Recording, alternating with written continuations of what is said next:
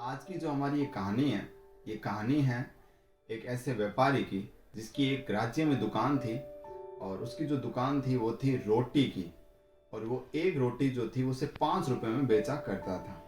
अब एक दिन उस व्यापारी ने सोचा कि क्यों ना मैं अपनी जो रेट है रोटी की उसको बढ़ा दूं, उसका मूल्य बढ़ा दूं। लेकिन उस राज्य में एक नियम था, एक कानून था कि बिना राजा के आदेश के या बिना राजा से सलाह मशवरा किए कोई भी किसी भी चीज की जो प्राइस थी उसे इंक्रीज नहीं कर सकता था, उसे बढ़ा नहीं सकता था। तो ऐसे करके जो व्यापारी था वो राजा के पास गया और राजा से जाकर कहा कि राजा जी, मैं ना अपनी रोटी की जो प्राइस है उसे 5 से 10 रुपए करना चाहता हूँ। तो राजा ने कहा 10 रुपए मत कर। तो व्यापारी ने कहा तो फिर सीधा 30 रुपए कर दे। तो व्यापारी ने कहा राजा जी, ये आप क्या कह रहे हो? अगर मैं सीधा 30 रुपए कर दूंगा तो सारी जो जनता है वो आक्रोशित हो जाएगी ना, फिर उसका क्या होगा? राजा ने कहा वो मैं अपना आप देख लूंगा, उसकी चिंता तू मत कर। तो जो व्यापारी था उसने सीधा 5 रुपए से जो एक रोटी की कीमत थी उसका कर दिया 30 रुपए। अब पूरे राज्य के जितने भी लोग थे वो सारे आक्रोशित हो गए, उन सबको गुस्सा आ गया। और वो सारे इकट्ठे होकर सारे गए राजा के पास और राजा से जाकर कहा कि राजा जी, एक कंप्लेन है आपसे। तो राजा ने कहा बोलो।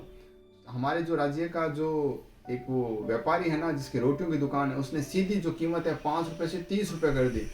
अब बताओ हम क्या करें? राजा ने कहा अच्छा ऐसी बात है, मुझे तो पता ही नहीं। राजा ने अपने संतरी को कहा कि जाओ और उस व्यापारी को बुला के लाओ, हम उसे सजा देंगे। संतरी गया और उस व्यापारी को बुला के लाया।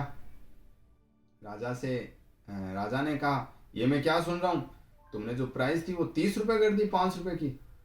उसने कहा जी जांपा। तो उसने कहा अच्छा, तो लेकिन अब तुझे एक सजा मिलेगी। तो उसने कहा कैसी सजा? कि तुमने इतनी रेटें क्यों बढ़ाई है, या तो तुम सजा के भोगी हो या फिर अपनी जो कीमत है उसको आधा कर दो। उसने कहा ठीक है राजा जी। तो उसने जो कीमत थी उसको कर दिया 15 रुपए। सारी जनता थी वो राजा की जय जयकार करने लगी। व्यापारी भी खुश, राजा भी खुश, जनता भी खुश। कैसी लगी आपको ये कहानी? यही हालात दुनिया के कुछ देशों में अभी चल रहे हैं। आपको ये कहानी कैसी लगी मेरे कमेंट सेक्शन में मुझे बताना ज़रूर। मुझे आपके सुझावों का हमेशा से इंतज़ार था और हमेशा इंतज़ार रहेगा। धन्यवाद।